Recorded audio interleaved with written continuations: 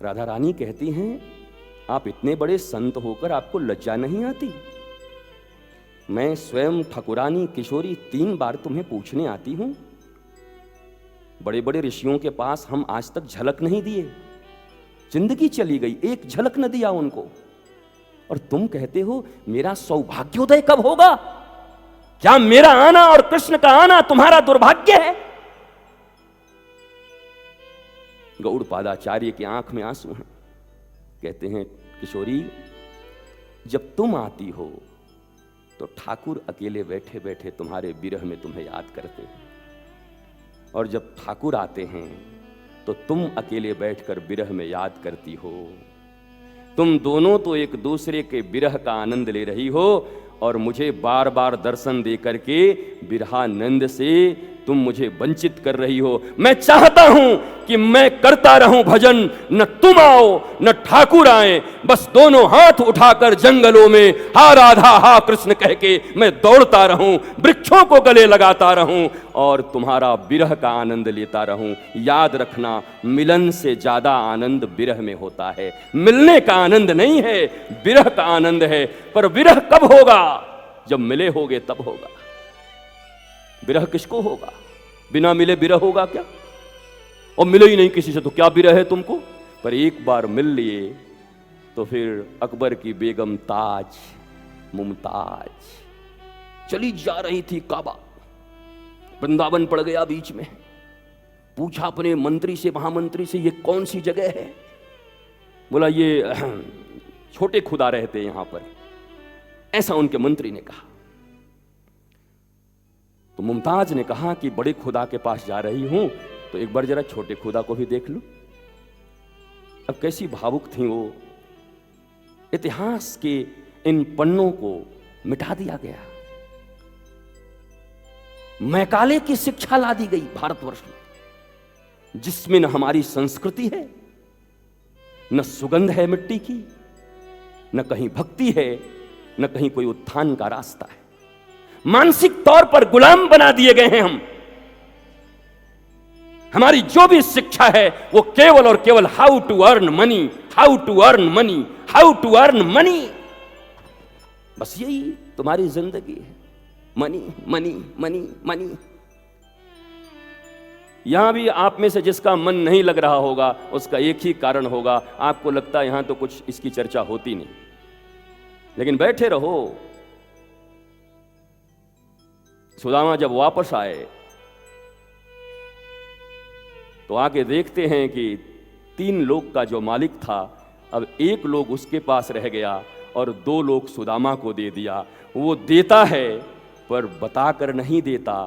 हम देते हैं तो हमको अनाउंसमेंट चाहिए। मेरे गुरुदेव सदा कहा करते थे, जिसको यश चाहिए उसको रस नहीं मिलेगा, और जिसको रस चाहिए उसको यश से वंचित होना पड़ेगा। अगर यश चाहते हो तो कृष्ण का रस नहीं पा सकते। इंग्लिश में कहते हैं रिनाउंसमेंट एंड अनाउंसमेंट। अनाउंसमेंट चाहिए कि रिनाउंसमेंट चाहिए? बोलो क्या चाहिए?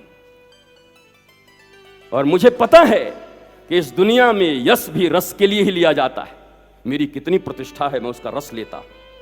लेकिन याद रखना, रसौ वैशः, रस जहां से निश्चित होता है उस जगह का नाम है श्री कृष्ण। अगर श्री कृष्ण ही मिल गया तो छोटे छोटे रसों की जरूरत नहीं पड़ेगी। और राधा रानी प्रसन्न हो गई, हे बाबा अब मैं नहीं आऊंगी, कृष्ण भी नहीं आएंगे, अब आप विरहानंद का आनंद लो, खूब विरह का आनंद लो। मुमताज गई बांके बिहारी का दर्शन करने के लिए। लोगों ने मना कर दिया, मुसलमान हो मंदिर में नहीं जा सकती। बड़ी संकीर्णताएं थी पहले, आप मंदिर नहीं जा सकते, आप मस्जिद नहीं जा सकते, आप गुरुद्वारा नहीं जा सकते, आप चर्च नहीं जा सकते, आप यहां नहीं जा सकते, आप वहां नहीं जा सकते। और हमें पता नहीं कोई क्यों कहां नहीं जा सकता। श्री कृष्ण के भक्तों का नाम सुनोगे तो मोर देन 100 मुस्लिम भक्त हैं। सब 100 से ज्यादा मुसलमान हैं। रसखान, जिनकी समाधि आज भी गोकुल में है, जिनकी कविता और जिनके दर्शन के विषय में सुनकर आंखों में अश्रु आ जाते। मुमताज गई, बोला ठीक है बाहर से तो देख सकती हूं ना। बोला बाहर से देख लो, कोई बात। पर्दा खुला। हमारे बिहारी जी भी तो ऐसे ही हैं, जो धक्का धक्कुम करके जाए और जैसे ही घुस के जाए, एग्जामिनेशन में पास हो जाए, बेटी की शादी हो जाए, बेटा सेट हो जाए, वहाँ पर नौकरी नहीं आ रहा है, हमारा भी बुढ़ापा थोड़ा चला रहा है तो तबियत का ध्यान रखेगा, माता पिता का भी तबियत का ध्यान रखेगा, फूफा का भी ध्यान रखेगा, बुआ भी बोली थी ध्यान रखने के लिए। और ये वो जिसको 5 रुपया नहीं दे सकता, फ्री में उनके लिए भी प्रार्थना कर देता है वहाँ जाकर। तो फ्री में मिल गए बिहारी जी तो सब प्रार्थना कर दो। हमारी चाची की, साली की, दादी की, नानी की, मम्मी की जो ननद है, उसकी भौजाई की छोटी बेटी की जो बड़ी वाली बच्ची है, उसकी बच्ची की जो सबसे छोटी वाली बच्ची है, जरा उसको ठीक कर देना। बड़ा नजदीक का रिश्ता का बात करने गया है, सबरा लेकर के चले जा रहा है। इसलिए मैं कहता हूं कि भक्ति में और धर्म में बड़ा अंतर है। मांगने वाले को भक्त नहीं कहते, भक्त तो एक ही है, वो गोपी है जो कृष्ण को केवल देती है, कुछ चाहती नहीं। तत्सुखे सुखित्वम, कल भी हमने कहा, जो केवल और केवल सुख देना चाहे।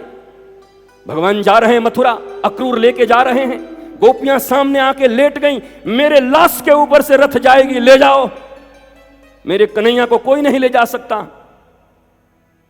चारों तरफ कोहराम मचा है, रुदन मचा है। उसी समय बाबा नंद आते हैं और आकर कहते हैं, गोपियों, कृष्ण को जाना तो है मथुरा 2 दिन के लिए, बस होगा ये कि कुछ देर में धूप निकली आएगी और श्री कृष्ण को फिर धूप की ताप सहनी होगी। अब तुम जैसा सोचो। जैसे ही सुना गोपियों ने श्री कृष्ण को धूप लगेगी, जो प्राण धन है कृष्ण के बिना रह नहीं सकती, कृष्ण को देखे बिना रह नहीं सकती, वो धड़ाधड़ हट गई, किनारे खड़ी हो गई, बोला ले जाओ। नंद बाबा ने पूछा, इतनी जल्दी हट गई, कृष्ण को छोड़ रही हो? रोते हुए कहती हैं, बाबा हम कृष्ण से इसलिए प्रेम नहीं करती कि मुझे सुख मिले, हम कृष्ण से इसलिए प्रेम करती हैं कि मेरा कन्हैया सुखी रहे, मेरा कन्हैया आनंदित रहे। अगर उसको धूप लगे, उसको कष्ट हो, तो ऐसे प्रेम को मैं धिक्कारती हूं। क्या ऐसा प्रेम करने वाला यहां कोई है? अरे अपनी पत्नी से ही ऐसा करते हो क्या? भगवान तो छोड़ो, मां से करते हो, पुत्र से करते हो? पुत्र से करते हो तो इतने मुकदमे क्यों हैं कोर्ट में भारतवर्ष के? बाप और बेटे क्यों लड़ रहे हैं? पति और पत्नी के बीच इतने मुकदमे क्यों हैं इस भारतवर्ष में?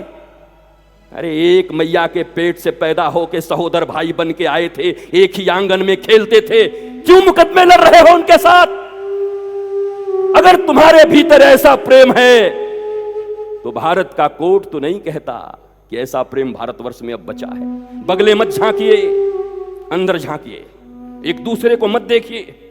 जब कोई चुभती हुई बात लगती है तो मैं हमेशा देखता हूं ऑडिटोरियम में, वो उसको देखता है, वो उसको देखता है। रावण की बात करूं तो सब एक दूसरे को देखते हैं, मानो कहते हैं आपका चरित्र बिल्कुल मिल रहा है, बगल वाले को कहते हैं। रावण की बात करो, सब एक दूसरे को देखेंगे, और किसी धन्ना सेठ की और दानी की बात करो तो सब मुस्कुराएंगे। अपना भी स्वभाव करीब करीब ऐसा ही है, करीब करीब। अरे भगवान आपका स्वभाव देखे, आपके इसी स्वभाव के कारण तो आपकी ऐसी दुर्गति है। और याद रखिएगा, जब तक भाव परिवर्तन नहीं होता तब तक स्वभाव में भी परिवर्तन नहीं होता। भाव परिवर्तन हो गया तो स्वभाव में भी परिवर्तन हो जाएगा।